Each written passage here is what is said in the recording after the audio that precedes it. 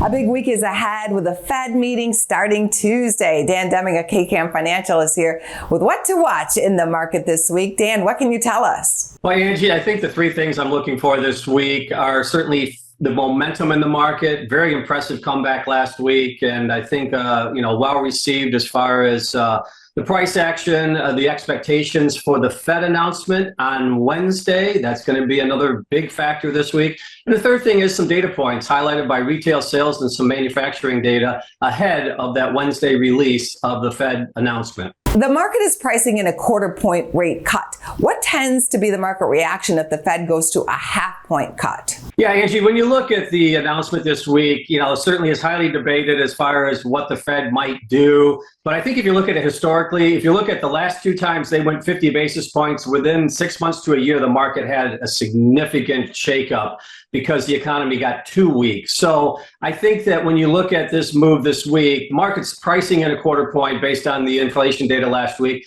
And I think pragmatism has been the theme for the Fed, and I think it's going to continue to be the theme for the Fed. So I expect a quarter point this month, and then a quarter point possibly in November, probably a series of quarter point cuts based on the data as it unfolds throughout the next several months. We talked about momentum in the market. What is giving the stock market a lift? Yeah, looking at the price action in the market, I think the one positive again last week, not only was the inflation data, I think, helping to support the Fed initiative moving forward because it came in a little higher because the market was anticipating a much lower inflation print.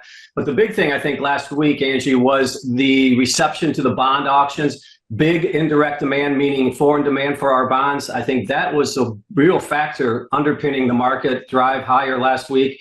And I think that's going to be a theme moving forward. So that's what I'm looking for moving forward.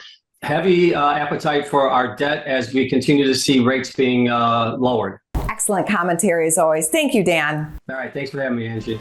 Go to businessfirstam.com for where to see our show on TV.